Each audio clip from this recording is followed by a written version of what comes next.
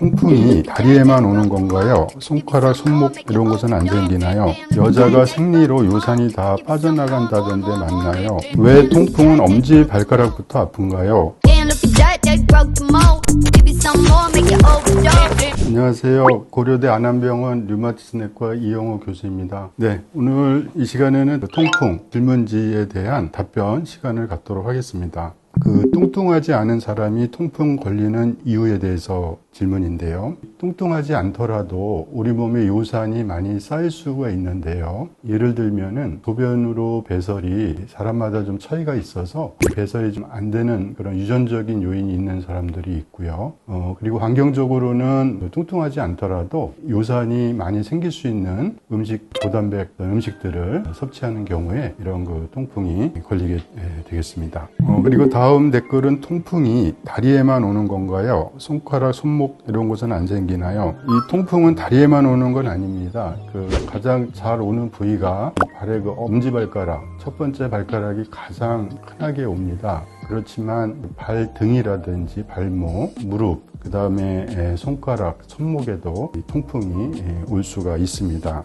통풍이 한 번이라도 왔으면 평생 약을 먹어야 되는지 댓글을 달아주셨는데요. 통풍이 한 번 오면 이후에 요산이 체내에 축적이 되면서 이 통풍 재발이 있게 됩니다. 그래서 통풍을 한 번 걸리게 되면 이 요산을 정상 범위로 유지하기 위해서 통풍 치료를 하게 되는데 이 통풍 치료는 장기적으로 하게 됩니다. 평생 먹어야 하는 거에 대해서는 원칙적으로는 평생 복용을 해야 되고요. 다만 요산을 정상 범위로 잘 유지를 하고 증상 재발이 없으면서 엄격하게 식습관을 관리하는 경우라면 조심스럽게 약을 줄이거나 끊는 경우도 일부에서는 고려는 해볼 수 있겠습니다. 여자가 생리로 요산이 다 빠져나간다던데 맞나요? 이 생리로 요산이 빠져나가는 건 아니고요. 여자에서는 통풍이 잘 안 옵니다. 그거는 맞는데요. 그 이유는 여성에서는 에스트로겐 여성 호르몬이 남성과 달리 있어서 이 에스트로겐은 요산을 배출하는 그런 효과가 있습니다. 그래서 여성에서는 요산이 낮기 때문에 폐경 이전에 여성에서는 통풍은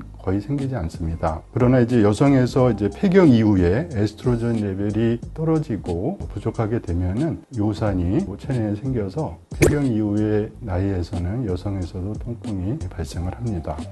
다음은 통풍 치료법 알려주세요. 통풍 결절을 바늘로 깬다던데 진짜 그런가요? 통풍 결절을 바늘로 깨는 건 아닙니다. 통풍 결절은 이제 요산이 뭉쳐서 결절로 침착해서 생긴 거기 때문에 통풍 치료는 통풍 저하제 약을 꾸준히 복용함으로써 우리 몸에서 정상 범위를 유지하고 또 몸에 쌓였던 요산이 분해가 되면서 배출이 되게 됩니다.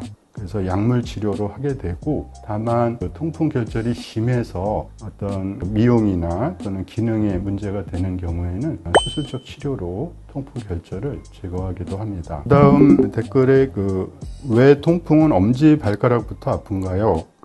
엄지발가락 온도가 좀 몸의 체온이 좀 낮은 부위이고요. 그리고 이 혈류가 좀 서서히 흐르는 그런 부위입니다. 그래서 요산이 침착을 잘 하기 때문에 엄지발가락에 흔히 통풍이 발생을 하게 되겠습니다. 그리고 마지막으로 통풍 환자에게 한 말씀 해준다면 이런 댓글을 달아주셨는데요. 제가 마지막으로 말씀드리고 싶은 거는 통풍이 한번 증상이 심하게 오면 그 다음에 증상이 없습니다. 그렇지만 우리가 식습관 그리고 또 요산을 낮추는 약물 치료, 생활에서의 적절한 운동이나 이런 관리를 통해서 통풍은 조절할 수 있는 또 관리할 수 있는 그런 질환입니다. 그래서 충분히 극복하고 치료할 수 있는 질환이기 때문에 통풍이 한번 생겼으면 꾸준히 통풍 치료, 약물 치료를 꾸준히 하는 게 제일 중요하고, 한번 증상이 온 다음에 이게 아프지 않으니까 생활에서의 관리라든지 식습관 관리라든지 약물 치료 없이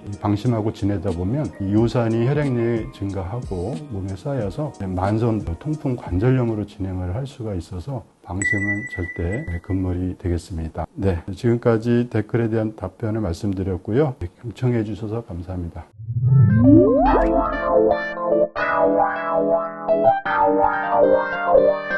Wow.